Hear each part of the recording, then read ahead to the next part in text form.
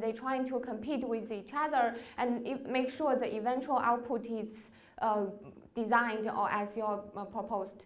So this is the big difference on the top level of the two concepts.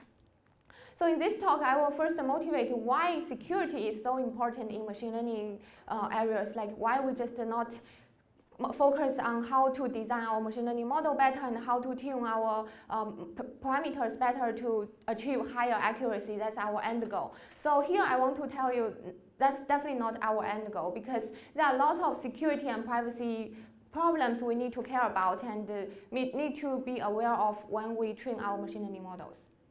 For example, in 2016, the White House Associated Press Twitter account was hacked via phishing emails, which has spread the rumor that the White House was attacked. And you can see within seconds. So anyway, so you can see within seconds, the autonomous trading bots dump a large amount of stocks, which has caused swipe about $136 billion within seconds. So this is the security problems we talk about in real world.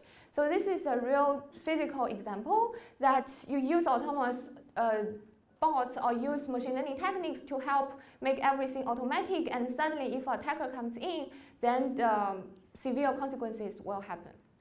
This is just one example. And the other example is, for example, in Australia airport, there are, the biometric recognition systems has been developed for biometric, like the safety screening.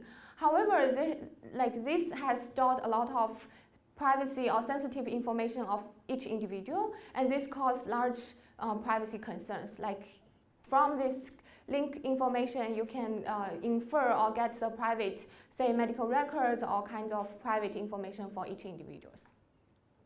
So given this real-world example, we can see that even we have a lot of convenient machine learning platforms, say different TensorFlow, PyTorch, all kinds of libraries, the typical machine learners still have a very hard life to get a secure and robust machine learning models.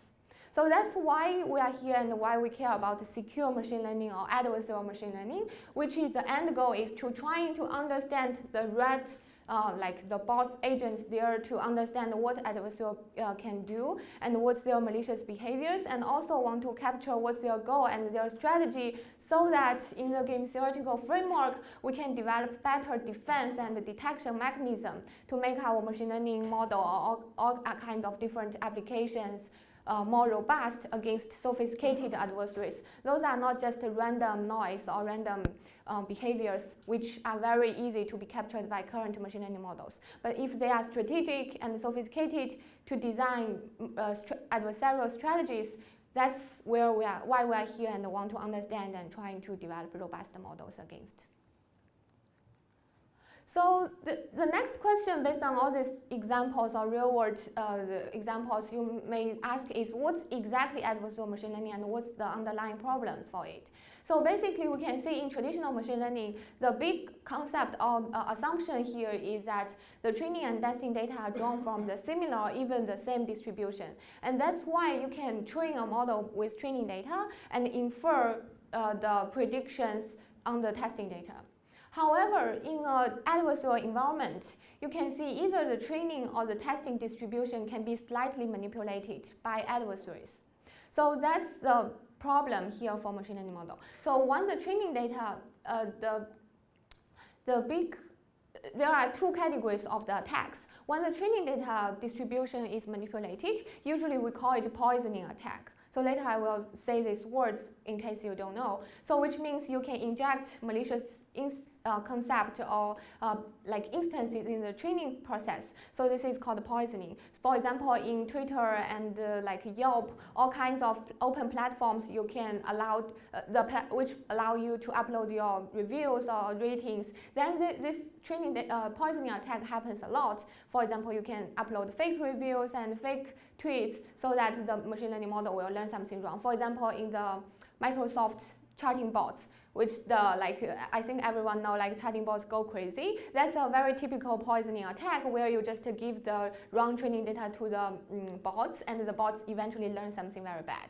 So that's one type of poisoning attack. And the evasion attack is very common. For example, we have machine learning models to detect malware and fraud detection and all kinds of attackers trying to manipulate their malware a little bit so that it will not be captured by detectors, but it will still have the malicious behaviors. For example, I don't know if anyone go to the Black Hat this year, and they have a lot of black technology which trying to attack all kinds of machine learning models. And I think one technical which are kind of very welcome and excited in the Black Hat conference is IBM have a new technology, which is they have a piece of malware, and the malware have a face recognition, so it will have some targets. So if you open your computer, for example, if I target is you, if I see it's you, I will perform my malicious behavior, and if it's others, I will hide myself. So this is very hard to be detected, because if the target doesn't appear, then it just appear like a benign software, and you can never identify it. So this is the kind of strategies that they want to hide themselves, so which is called evasion attacks. So then now you have a little bit concept of knowing what is adversarial machine learning, and the attackers have a lot of power to do all kinds of different malicious things. So here is a quick example called adversarial examples, which has been studied on different types of data like images, audios, NLP, or dialogues, all kinds of things. But here I will give an example for images, because this is also the most commonly studied case, and it's very visual, easy to understand, and you can get the intuition. So here, the first type of adversarial behavioral machine learning examples, I will use this panda image. So I think maybe lots of people have seen this image, one kind of like the first adversarial examples, which is, I don't know why the sticker doesn't work, but you can see on the left-hand side, this is a real panda image, and it can be classified correctly with machine learning models, of course. And then by adding a small magnitude of perturbation, so the perturbation you can see here is amplified. So actually it's of very small magnitude. And then when adding this perturbation on the right-hand side, you can see to human vision system, it's still a panda, but to a machine learning model, it's misclassified as given with 99% confidence. So this is very dangerous, because other than just you employ a lot of human to look at those images, the machine learning models will make big mistakes, and then there's no way to correct them, because the machine learning models have the transferability, which I will talk about later, which just means that you have one of these adversarial examples, it can fool a bunch of machine learning models. So this is very dangerous, and how we can deal with them. So then next, I will introduce a bunch of different attacks to motivate you how dangerous current machine learning model is. Then I will briefly introduce one or two possible defense mechanisms, but there are a long way to do the defense and detection, and I will encourage you to research into this area. So back to this example. So how this perturbation or noise is generated. So don't think about this as a random noise, because it is not. So we know that if we add some pepper noise or Gaussian noise or random noise to the image, and it's very easy to be recognized by machine learning models, right? Even if you add a large magnitude, the human cannot tell if it is panda or not, but machine learning model did a very good job on it. But if it's adversarial, which is so-called strategic, explicitly optimized perturbation, it will fool machine learning models very efficiently. And how this perturbation is generated, so this is one of the methods, which is called fast gradient sign. And I will introduce another one. And there are lots of different algorithms to generate these types of perturbation. And I will give the intuition of why these types of perturbation works. So basically, the fast gradient sign is, if you look at the equation, it's very simple. If you have a machine learning model, which is f, and the loss function of the f is j, and then you calculate a gradient of this machine learning model, and just along the gradient direction, you add a small magnitude of perturbation, which is shown here. So by doing this, you can generate this perturbation, and surprisingly, it can fool machine learning models very efficiently. And then the panda is the example, and then we want to analyze how the attacker behaviors is gradually more like how the malicious behaviors go more and more severe. So this example shows that on the left hand, the blue box is a ground truth digit 4, and all the digits on the red box on the right hand side is misclassified as digit 7, which is a targeted attack. And we can see on the first column in the red box, it still looks like 4 to human. That's just one step. And then you add perturbation iteratively to the next step and add more and more, and you can see on the later columns it looks more and more like 7 to human, but it already fools machine learning models when it looks like 4, which means this gradual like progressive behavior shows that adversarial behaviors are very clever. They first can find the most vulnerable regions by the algorithm to add perturbation, and then they can gradually add more to manipulate or perturb the instance. So this is an example, and this shows that adversary is very smart, and then we need to worry about how to defend against these types of attacks. So this is the first method I mentioned called fast gradient sign, and if you are interested, you can go back and check out how it works, but it's very simple. It's just calculate the gradient and add the perturbation along the gradient direction. And then next we may think about like what's the most sophisticated attack method to generate these types of adversary examples. So one example, after the fast gradient sign, this is the second algorithm and the most state-of-art attack algorithm I want to introduce, which is called optimization-based attack. So basically we can see for these types of adversary example or adversarial attack, what we want to do is to optimize, like, anyway, if you look at the distance function, you want to minimize the distance between the original instance x and the malicious or perturbed instance, which is x plus delta, and delta is the perturbation. And then you're such that you want to make sure that the x plus delta, which is the adversarial instance, will be misclassified into some adversarial target, which is t here. So, but this is non-convex and very hard to solve. So by combinatorial this objective and the constraint, we can solve the optimization function on the right-hand side, which is we want to minimize the distance, like D here is a distance matrix, which can be LP norm or TV loss or any loss you want, like based on your task, and then plus the loss between the adversarial instance, which is x plus delta, to the target, which is the T target, malicious target. So this shows that this is good because one benefit is it can perform targeted attack, and second benefit is it can explicitly minimize the perturbation magnitude compared with fast gradient sign method. Yeah. Is there any question for this optimization-based attack?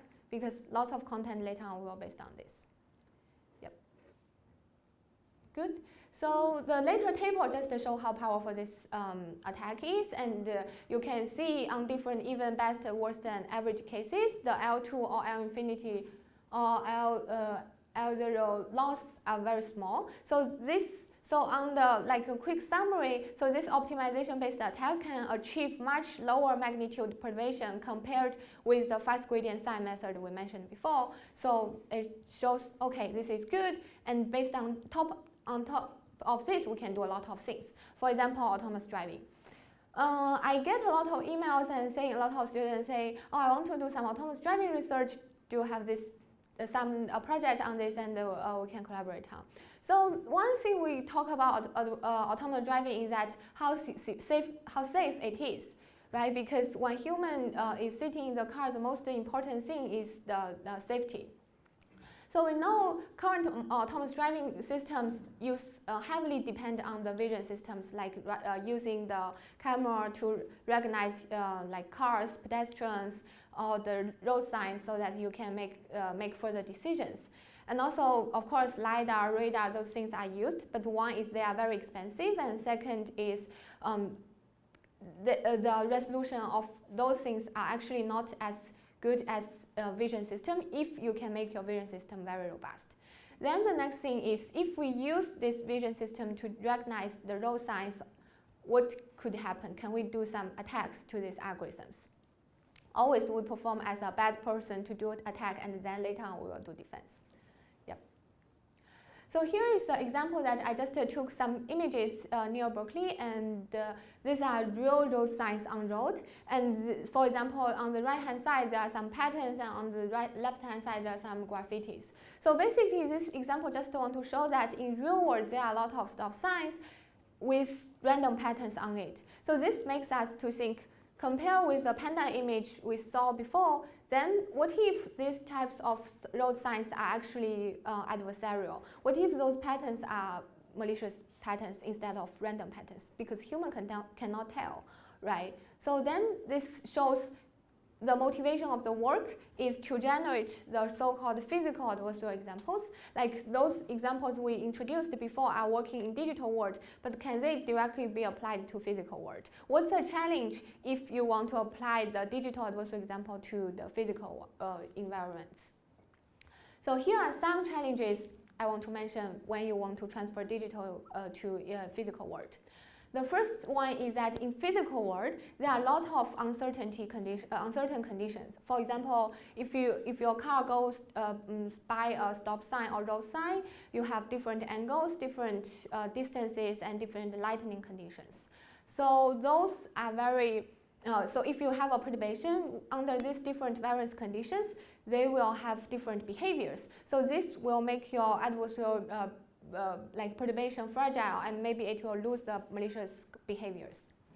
And the second challenge is that, as we can see in the digital adversarial example, we add the noise to be very small magnitude so that it won't be perceived by human. But in physical world, you don't want it to be so small because the camera is of low resolution, and if the camera cannot capture the perturbation, then your adversarial example is no use, right? So this is another challenge and the main challenge you want to solve. And the third one is a fabrication challenge, because in digital world, you can manipulate some pixel values and it's done. But in physical world, how will you do that? You will maybe, for example, one naive way is you print out your perturbation on some piece of paper and stick that to a stop sign. And then the problem comes as, for example, if you want actually red, but the outcome, printed outcome is pink or a slightly different color, and that will affect the adversarial behavior a lot. So how can you make sure your adversarial behavior can consistently attack the real-world machine learning models? And the last one is the background. So in digital world, we add perturbation to the whole image, including the background. But in physical world, we can see it is impossible to add perturbation to the background. You have to focus on the object itself. So how you can constrain this, which requires the spatial constraint perturbation, right? So how we can generate some spatial constraint perturbation in physical world. So these are all kinds of the challenges. And then I will introduce the algorithm to address mainly these 4 challenges. To address the first one challenge, I will just quickly recall the optimization-based attack in case you don't remember. So remember, like when we talk about optimization-based attack, what's our objective? So our objective is trying to minimize the first term is magnitude of the perturbation, and the second term is the loss function of the attack. So basically, you want to minimize the perturbation, like magnitude of the perturbation, which is delta, and make sure the x plus delta can be misclassified into y star. And this is the original optimization-based attack. Yeah. So the loss function of the adversarial attack, is that like for example, this fast sign? Yeah, that's the loss function of the classifier. So this is a white box attack. So assume you know the classifier and you calculate the loss. Okay. Yep. Good question. So yeah, so the distance can be arbitrary distance, and then how we can manipulate this loss function or objective to address the first challenge, which is you have to make the perturbation work under different conditions. So here is a quick way, which you can sample a set of transformations, which is called expectation over transformations, EOT. And basically what you can do is in physical world, you can say take a bunch of pictures from different angles and distances and under different lighting conditions, and then put these images or the instances into your loss function, so you will have a giant loss function and get the average of it. And then the trick here is that you have physical transformations which you can actually take pictures in physical world. You can have digital transformations as well, which you can just add some noise to your, say, the pixel values within some bound, or you can do some affine transformations or lightning transformations to make sure the perturbation will work under different conditions. So this will help to make your perturbation robust under different conditions.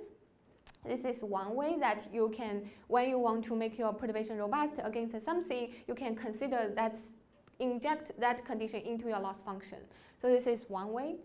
And then the second is how we can make the perturbation spatial constraint so that we can solve two challenges. One is that you don't only want to add perturbation to the background, and the second is that you want to make the shape meaningful, which is here. Like, for example, you can make your shape into some mask of meaningful shape that you can be like an apple or some letters. And later on, I will show some examples. And then the thing here is called hidden in the human psyche. Basically, you add some mask with meaningful shape so that when humans look at it, they think it's just some random graffitis. And then, but itself actually contains some malicious behaviors. So yeah, so this is the thing that you can add a mask into the perturbation side, so and multiply the perturbation to make sure your perturbation is only added within the mask shape. So this is second how you can use mask to solve the spatial constraint challenge. And the last one is the fabrication error, and this is actually quite interesting. I can introduce another loss called NPS loss. Basically, this is a general loss term, and you can add to any like functions, objectives if you have encountered similar problems. So basically, say you have a printer, and you know a set of colors you can access based on the printer, and then what you can do is you can constrain your generated color or the set of vectors basically to be as close as possible with the accessible colors or the vectors, so that this NPS loss basically minimizes the distance between these two set of vectors, and eventually hopefully you can get the color which is very close to the printed color to be very close to the actual intended color. So what you can generate, and then by using these types of different technologies to solve different challenges, I will show some quick examples. I don't know if you can see clearly. I think so. So you can see each column is a type of perturbation, and each row is different like angles or distances, like representing different physical conditions. So in the first column, it's called the subtle perturbation. So if you see it with human vision system, it's just like fading out, and you don't think it's adversarial behavior. And by the way, all the stop signs here are misclassified as speed limit signs by machine learning models, which is a targeted attack. So we choose this target because I think this is the most malicious one, because when you look at the stop sign and you think it's a speed limit sign, so you will never stop, which can cause severe consequences. And the right turn sign here is misclassified as stop sign, so you will suddenly stop on the road. So here, like say, on the first two columns, they are kind of like fading out and very subtle perturbation. And on the third column, you specifically add some letters, which we define like love and hate here. So it's kind of like some kid writes some letters like love and hate on the sign. And you never think it's adversarial or malicious behaviors, but then it actually can perturb the machine learning model. And the later two columns are the most interesting one, I think, because they are called art. So basically you can see it's just a piece of blue and white rectangles, but they can already fool the machine learning models, which are very surprising to different people. And then the way that you can find the position to add these blue and white rectangles is that you have to use L1 loss to generate sparse perturbations. And then by those sparse perturbations, you will find the vulnerable regions. And only focus on those vulnerable regions, you will use L2 or TV loss to smooth out the perturbation. And therefore, you can generate, meaningful or looks good perturbation. So that's the trick you can perform. So when you generate these types of adversarial behaviors, there are kind of tricks you can apply. So, but basically the high-level concept or principle you can have is you want to constrain your perturbation to be some shape or some magnitude, and also achieve your malicious goal, which is attack the machine learning models you want. Yeah. So this is a static analysis that you can take the images from different angles and distances. And then our final goal is to fool a real like a car or autonomous driving car, right? So here are some like runtime examples, for example here. So on the left-hand side, this is a real car driving, and on the left-hand side, you can look at the caption. The left-hand side is an adversary example, and on the right-hand side is a control benign stop sign. So you can see on the left-hand side, it's consistently being misclassified as speed limit at 45 most of the time, and on the right-hand side, it's always the stop sign. So this is this is for different types of perturbation. Previous is art, and this is the subtle perturbation. So even the subtle perturbation, which is kind of like fading out, it can still consistently fool the machine learning models to misclassify it as speed limit at 45 with different like speed and angles. So this shows that this could be very dangerous if this this stop sign is actually deployed on the road. So this raises a lot of concerns. So the next question, like previously we are focused on classifier, and then after this like stop sign work, a lot of people are curious that say in the real world, a lot of cars are actually using detection models instead of classification models to do this detection. So can adversarial perturbation attack these detectors or not? So here is an example to show it's in different environments, the adversarial example can attack the detectors. For example, in this complicated environment in the lab, and no matter how you move around the camera, and it cannot detect this stop sign, but it can detect the jaws on the sign. Only when you get very, very close to the stop sign, say, I think in the end, so at the very end you can find the stop sign, but this is too late for a car to stop. So if this is motivation or the bad effects for attacking machine learning models. And then, so as I mentioned, this is a white box attack, so you can directly know the model, you know the gradient, and you can attack. So what if in real world you don't know the model and you want to perform some black box attack? So here is an example that, so previously we are targeting on YOLO and then view it as a white box, and then you use the same perturbation to attack fast RCN and view fast RCN as a black box, and then put the perturbation in a different environment. And what you can see is that the stop sign is still misdetected by the fast RCN until it's going to very close. So was the underlying detection model change or just the environment here? Just the environment. The machine learning the model doesn't change. So that's why we want to perform the black box. Yeah. Wait, so in this one, you didn't know. You didn't know the model. You didn't know the models, then you just transfer it. You figured out something that would. Yes. So that's something I will quickly introduce later. So the transferability actually means it's a very interesting phenomenon. And it just means when you generate white box perturbation against the model A, and then you use exact the same perturbation, you can attack a bunch of model B and C and D. So yep. So that's a drawback for machine learning models, and no one knows why this transferability exists yet. So it's a good research topic as well, and we have some theoretical analysis, and you can do some both theoretical and empirical analysis for it. And the main thing, the underlying hypothesis is that you can kind of have the intuition that machine learning models behave similarly. They use a similar training data, or they have the same similar objective functions. Even though they are of different architectures or parameters, their boundaries may be close, right? If their boundaries are close, then you can expect they can be fooled with similar perturbations. Right, this is a high-level intuition, but not exactly. We need further understanding for it, definitely. So the quick takeaway from this physical perturbation is that it's possible to generate robust adversarial behaviors or perturbation in physical world, and like for a bunch of different models under different physical conditions.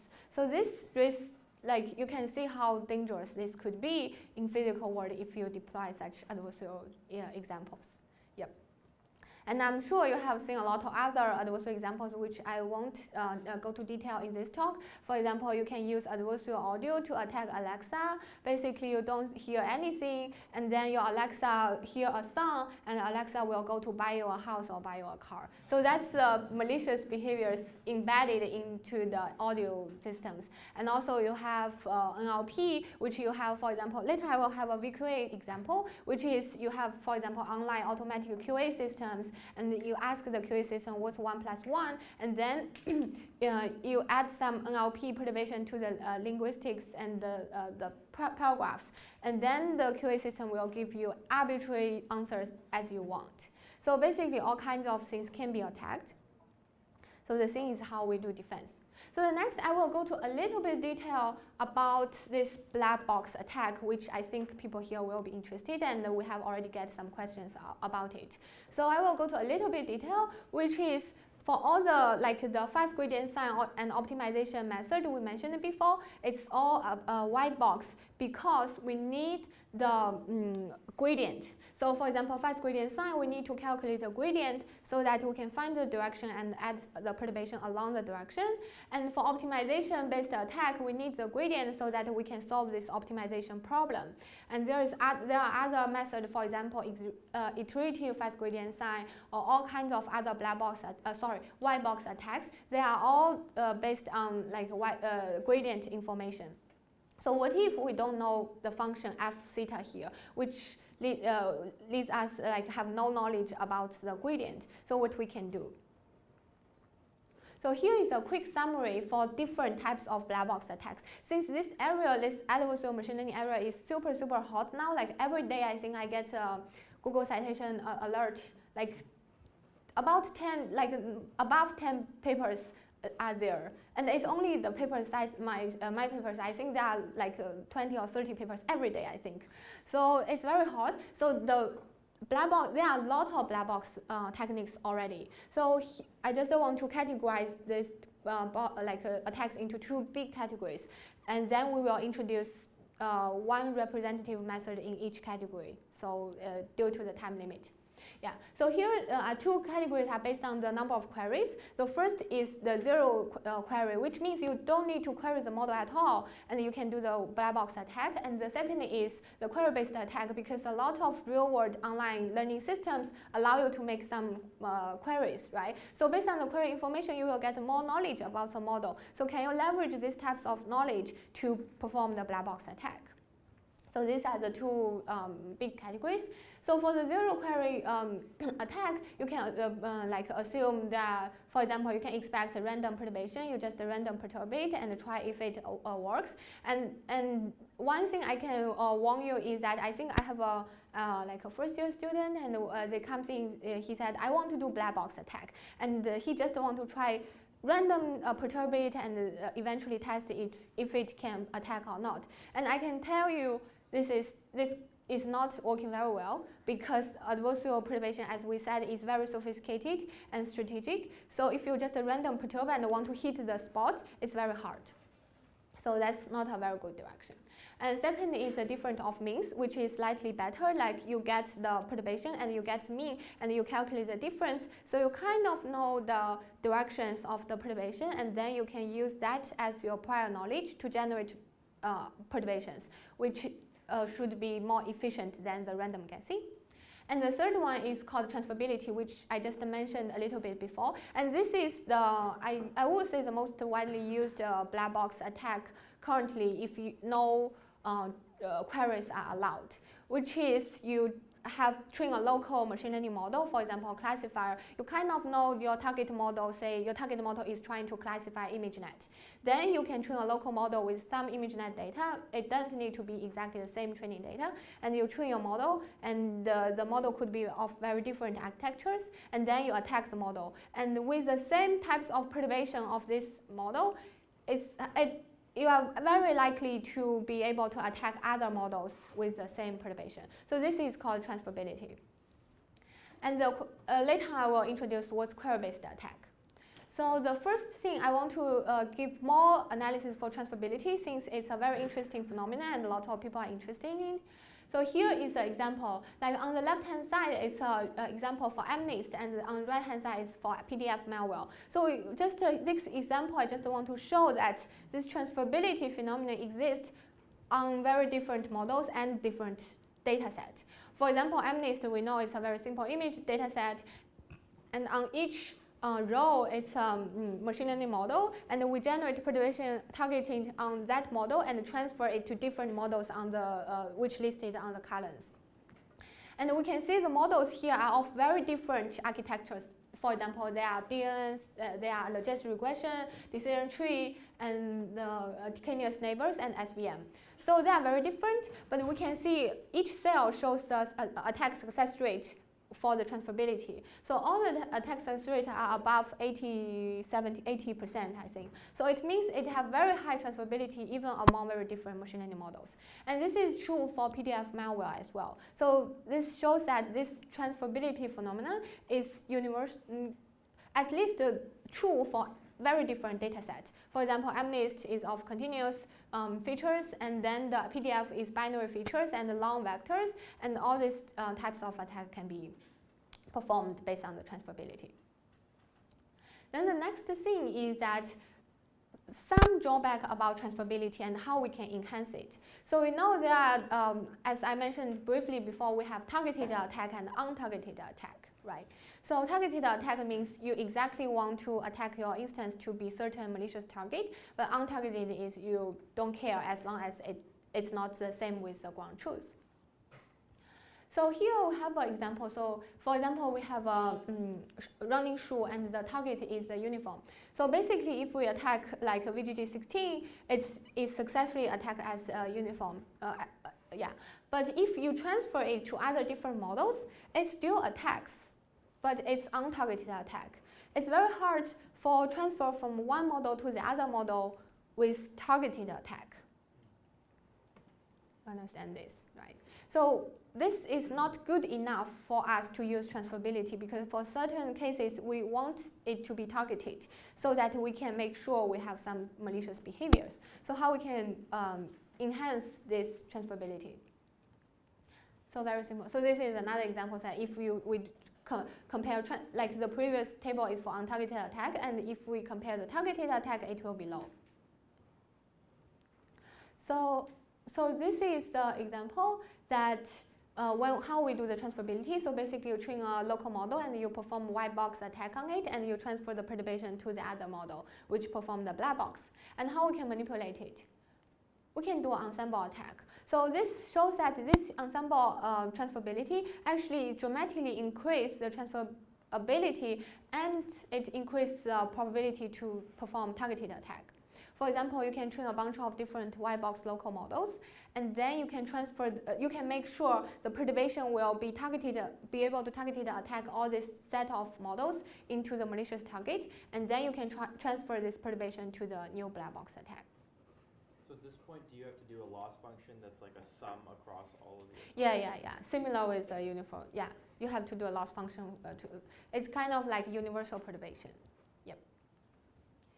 And then we have test out. So this is an example for Clarifai.com. So I don't know if you are familiar with Clarifai.com. Basically, it's a website that you don't know what machine learning algorithm is running, and then you can upload images and get the like related categories for the classification information of the image. So this is a very good platform for you to perform all your attacks, because it's a black box and you don't know, and you just upload your image. And they also allow some queries. So we will talk about that later. So here we perform the zero query, which is the transferability attack. And for example, we have a buffalo, and then we perform this, ensemble-based transferability attack, and then generate something. And our target is the Ruby ball. And then we can see after add some perturbation, the results comes out from the Clarifai is all related with spots and ball. Basically, it means the instance is attacked into Ruby ball, which is our malicious target. And you can see the perturbation is slightly visible here because when you perform this, transferability based on different ensemble models, you actually increase a little bit for the attack. So basically, it shows that black box is harder than white box because for white box, we actually don't see any perturbation here. Yeah.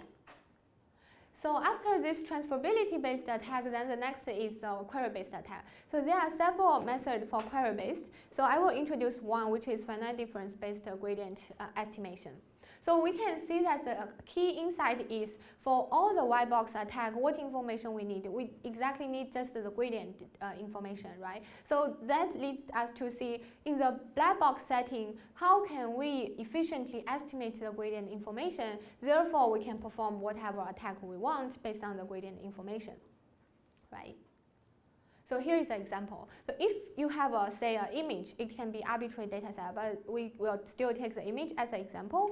And if it's of dimension D, then it will make 2D queries on each side of each dimension. And then you can use finite difference to calculate or estimate the gradient based on this instance, based on this feature vector direction. So with this, you will get your estimation for which is FD there. And once you get the FD, which is a finite difference-based gradient estimation, you can then perform, say, the fast gradient sign or optimization-based attack to attack any machine learning models. But one drawback of this estimation or query-based method is that you can see you have to make a lot of queries. Because if you have D-dimension image, you have to make 2D queries. So if an image net 1000 by 1000 something, you have to make thousands of queries, which is usually not allowed by a lot of machine learning online models. Then the next thing is how, if the simple or the baseline is we can perform some simple ways to reduce the number of queries. For example, we can perform the random reduction or the PCA. For example, you can perform PCA on the features and then select the major component of the features and perform the estimation only on those components. So by this, we will look at some results. So basically, this is the results that you do not do any reduction. And you can see this performed on MNIST. On the top line, it's this black box attack based on different logic layer and XNet layer. And then you can see this black box attack actually even outperform the white box attack a little bit. So the y-axis here is attack success rate, and x-axis is the magnitude of the perturbation, which of course the trend is showing that with higher perturbation, you will have higher attack success rate, which is reasonable. And different lines shows that the performance of different attack. And this finite difference-based black box attack even have higher attack success rate than white box, which shows that with the gradient like random, kind of like a random goal and gradient estimation, you may get better estimate for the gradient information, because for white box you may stuck into some local optimal. So for white box, it's kind of sometimes may be helpful to help you come out of the local optimal and get a good gradient estimation. So that's the intuition. And the trend is similar for CIFAR, and I want to go to details. Basically, it still shows that with the white box gradient estimation, black box gradient estimation, it's still outperform the white box slightly, and it shows good attack success rate. Then the next question is, what about if we reduce the number of queries? For example, here we can, the number of each line shows the number of queries you need. Basically, you group the features into either different random group or group them based on PCA information. And then you can see, for example, when you make 400 queries or 200 queries, it's actually perform very close when you perform no reductions. So basically, it shows that even on a large data set, like for example, image data with roughly like 600 by 600 resolution, and you can make like about 200 queries and perform the black box attack. So this shows that One insight is the gradient is not necessary to be estimated on all the pixels. If you get some major important pixels as groups, and you estimate the gradient based on those groups, it's relatively enough for you to understand the gradient of the machine learning models. So this insight can also be leveraged in other tasks. So this is an example when we attack a high-resolution image still on Clarifai, but instead of transferability, you use this finite difference estimation to make some queries. Here we make 60 queries and get the feedbacks and estimate the gradient based on the feedback. And then you can see on the right-hand side, it's still a drug, but it will be misclassified or misrecognized as safe with 99% confidence. So basically, it shows that this black box performs well and based on this query-based information. Any questions? No? Okay, good. So after this black box, and I just quickly recall that we have white box attacks and black box attacks, and they are all perform well. And the next, I will just quickly go through some examples to show you how interesting the adversarial machine learning could be, and then quick examples. I want to go to detail about the algorithm, but show what we can do with different machine learning models. For example, we have attacked classifier, detectors. What if reinforcement learning? What if generative models like the generative adversarial networks? So here is an example for generative adversarial networks, and it's very good that I heard that you have heard about GANs. So I won't need to introduce about the architectures of GANs. And then basically this is how we can leverage GANs to generate adversarial examples instead of just to solve an optimization problem. So why is that? Because for optimization-based method, you constrain the perturbation magnitude. But then if you want to generate realistic images, which is a benefit or advantage for GANs, right, as you heard about it, then naturally you can think about is how can we leverage GANs to generate adversarial examples. For example, here, if you don't look at the F function, like the dash box, and just don't look at it for now, and it's a pure GAN, right? You have generators and you have discriminators which will distinguish the input image from the generator and the real data. Then you can use discriminator to approximate the real data distribution, right? And here you add another function which is F, then the loss function of the whole GAN becomes, this framework becomes 3 instead of 2. So the first is the GAN loss. So the GAN loss is trying to make sure your generated image looks like the real image as you studied in the GAN. And then the second loss is ADV loss. The ADV is short for adversarial examples. Basically, you want to make sure the generated instance can still is able to fool the like the model F, which is your target here. And we assume it's a white box for now.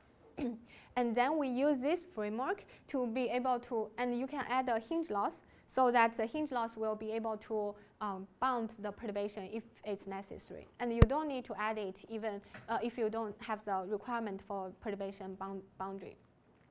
And then this is a white box you can attack by leveraging the the properties of GAN. And then you can also perform black box, which is you can distillate the F function here with a local trained model, and then you can still use this framework to attack your target in a black box setting. So this shows that this GAN-based framework is very flexible for both white box and black box. And also because due to the benefits of the GAN, you can generate very close, realistic adversarial examples. For example, on MNIST and the CFAR. And I will just quick go to some ImageNet. And you can see on ImageNet, even I look very close to the screen, I cannot see any perturbation or difference for them. So basically, this shows that with GAN, you have very good success rate or chance to generate adversarial examples. And the next question is, if you can so far all the attacks we mentioned is trying to generate some perturbation into the pixel value to manipulate the pixel.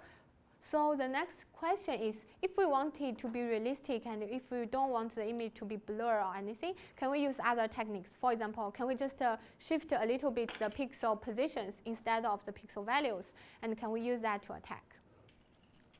So that's the method here. I just want to introduce quickly an example. For example, if you have an image and you have a flow for all the image, and then instead of minimize the perturbation magnitude in the optimization step, you can use a flow function or flow network to learn the flow for each pixel, and then you bound the flow distance. For example, you can use TV loss, you can use the loss for the 2D images. It can be done on 3D as well. We have a work on 3D. It works very well as well. So I just let you know that instead of manipulating the pixel value, you change a little bit of the pixel positions. It still works, and it still shows very realistic images, because you can see here you don't add perturbation, so you don't have the dots in the image, but exactly you still have the original pixel, just a slightly different shape. That will not cause any notification for human. For example, for the 0 here, you can see on the right hand side it's slightly pushed back for the 0's boundary, and then it actually shows with very high attack success rate compared with different attack method. So I want to go to details here. I want to go to one interesting example for adversarial example to get more depth of why adversarial example exists. So we know in image processing, if you are here have a lot of machine learning people, so basically we use attentions to understand where is the most important places within an image that for a network or for a machine learning model to recognize them. Then we can see on the first color is a benign image, and the ground truth is a theater. So basically the attention is on the whole theater, and you can see. But we can see if we attack the image to different adversarial targets, and the attention is very clever, and it follows from the different parts. For example, on the right-hand side column, it's a mission. So basically, we know the mission is something like small and sticker, and then the perturbation, the attention is only focusing on the top part of the theater, which actually looks like a mission. So this shows that these types of machine learning models can be easily fooled, and it will consistently fool, and it's not easy to, some people propose to look at activation or attention mechanism to identify the adversarial behaviors, but based on this example, you can see it's not easy to do that. And I think I don't have much time, but I think one interesting example some people have is about reinforcement learning. So I just introduced one example, and we get to lunch. So basically, you can see a lot of people are interested in reinforcement learning, and there are different components. For example, you have visual observation, you have reward function, and you have actions, and you have physical environment, which are all the fragile components you can attack. So one interesting example is, for example, here. On the left-hand side, it's a ping pong, and it's a benign, and you can get a very good performance. And on the right-hand side, it's a malicious ping pong. So you add some perturbation, and for human, I cannot see the perturbation, and you can see the ball is never caught by the, it's never caught by the pong. Yeah. Is that perturbation in the movement of the? Just a frame. It's static. Wow. Yeah, so it's not moving, very easy, and this is added to every frame. And the next example is you even don't need to add to every frame. You add to every 10 frames. This 10 is just a randomly select, and later on we have more sophisticated way to select which frame you want to add. But here you can see even we just random add every 10 frame, it will still attack the whole machine reinforcement learning models, and the ball is still always missed by the pawn. Yeah, so this is for reinforcement learning, and it's just a quick takeaway is that the reinforcement learning system is more also fragile, and we can see detectors, classifiers, reinforcement learning, and generative models. Basically, all machine learning models, you name one, you are able to attack it. So it's very dangerous. And then the thing is, you have to, when you train your machine learning model, think about everything. Anything about learning, you have to think about this security component and make sure your method or your proposed algorithm is robust against at least certain attacks within certain regions. Yeah. So yeah, the quick takeaway is that there are a lot of defense as well. There are detections which basically perform any pre-processing to hopefully to eliminate some adversarial perturbation. And also there are some defense. For example, you can train a network. Hopefully you can break the adversarial perturbation. But still, this just shows we have a lot of existing work, but none of them works robust, because when this paper comes out, there will immediately come out another paper saying bypassing 10 attacks, basically all the bypassing 10 defenses, basically all the defense I can use a new attack to attack. And then they propose new defenses, and then paper comes out saying, okay, I attacked all these defenses again. So we still have a long way for this defense and detection, and there are some interesting work along this line, and I won't have time to go to details, but you can check online for this like defense or detection papers. Very interesting, and it's a good, very interesting direction you can think about to defend against these types of malicious behaviors. Yep. Okay.